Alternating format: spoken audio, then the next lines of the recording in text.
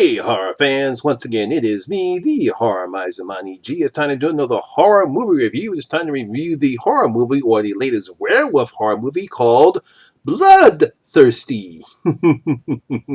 Now, Bloodthirsty is a 2020 American horror film. It was directed by Amelia Moses. It was written by Wendy Hill-Trout, and Lowell. Yes, Lowell.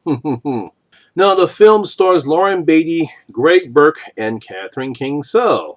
Now, in this premise, Greg is an indie singer who has had visions that she is a wolf. When she gets an invitation to work with the notorious producer Vaughn Daniels at his remote studios in the woods, she begins to find out who she really is. Oh no, here we go. Now, when it comes to supernatural creatures, werewolves are my second favorite creatures behind vampires. Yes, because everyone knows I love vampires, but I love werewolves too.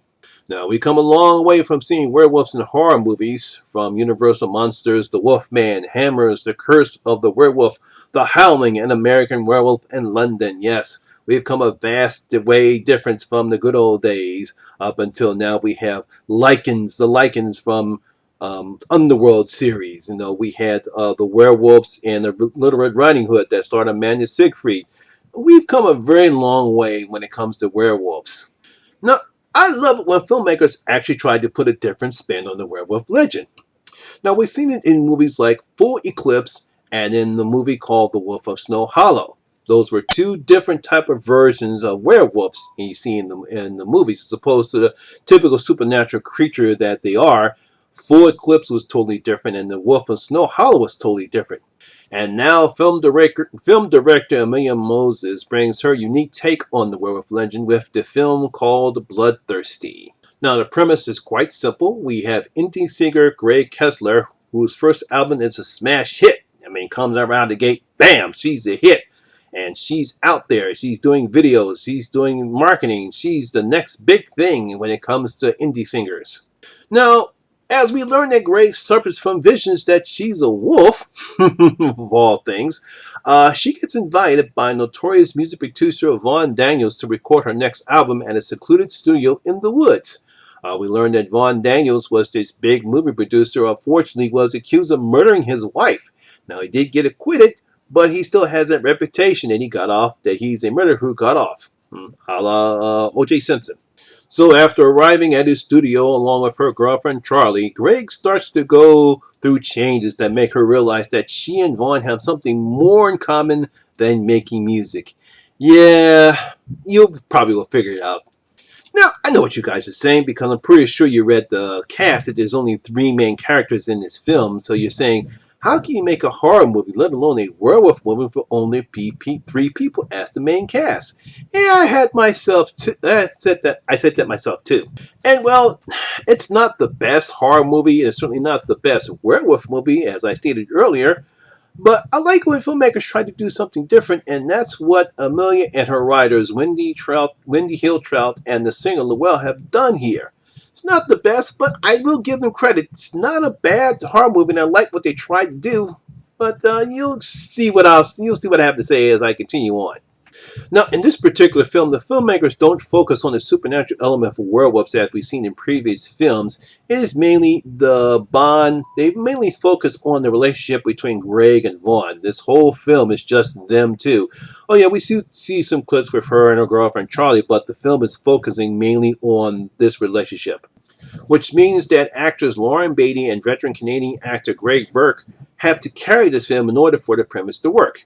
And while both Lauren and Greg do a fine job with their roles, the story does not have enough bite that this film types needs in order to give it the lift, in order to give it the juice. Something is missing in this film, and somehow, I don't know if it's the script. It's not the acting. The actors do a pretty good job. It's just the script doesn't give them enough to lift the film in order to be great or even good. It's just okay. One problem is the character Grey herself. We simply don't get enough of her backstory to make the audience care enough about her. We know that she has some mental issues, obviously because we see in the beginning of the film she's talking to a psychiatrist played by a very popular actor, Michael Ironside, who's kind of wasted in this film because he's barely in the film, but he still can't. But his presence still gives enough weight for you to watch it, for people to watch it. You think he's going to have something involved, but he's really not in the film that enough. And we learned that she was raised in foster care, but there's simply just not enough of her backstory because since he's the main focus of the film, we just don't know enough about her to make the audience care about her. And that's one of the problems I have with the film. Another problem is Gray's girlfriend, Charlie. Not saying that she doesn't do a good job, but she really doesn't bring anything to the story other than giving Gray a relationship that's based on today's societal norms. It wouldn't matter if this was a regular relationship, a heterosexual, or a lesbian relationship. She's just there, and probably because she looks pretty, and that's about it. She doesn't bring anything to the story. Now, we do get somewhere with action right around the third act of the film, along about a reveal about Greg and Vaughn that I saw coming a mile away. I mean, it's kind of cliche, kind of cheapens what they were trying to build, and I guess they really didn't have any more ideas, and I guess they decided to go with that. And I'm pretty sure people who saw the film know what I'm talking about, but it doesn't give the film the lift that it needs. It's just, oh wow, that you're going to go there. I was expecting a little bit more, something a little bit heavy-handed.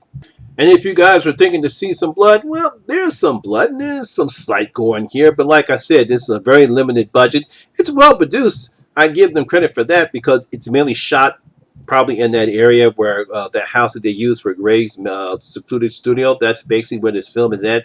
We don't get anything more, but it looks very nice. It looks well produced. But it looks like they probably didn't have enough budget to make the effects. They're okay. As I said before, this isn't a bad horror movie, and I've seen plenty of werewolf movies that are worse than this one.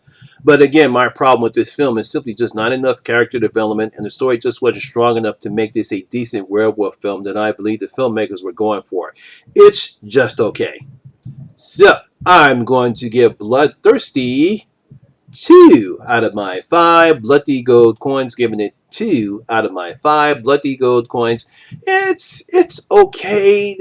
They tried to do something different. I give them credit for that. It's just, well, what are you gonna do? And there you go. That is my video and review for Bloodthirsty. I believe it's playing on some VODs. I know it's playing on Comcast VOD. I don't know if it's playing any of the streaming services. But for those who might have seen Bloodthirsty, did you like it? Did you thought it was a kind of a decent take on the werewolf genre? Or did you it was just too boring for you? Make sure you leave your comments in the comment section below and tell me what you thought about Bloodthirsty. Also, if you did like this video, like and share, please hit that like button and share it because it does help out with the YouTube algorithm. Also, if you're new here, please hit that subscribe button and ring that notification bell. That way you'll be notified anytime when I put a new video such as this one.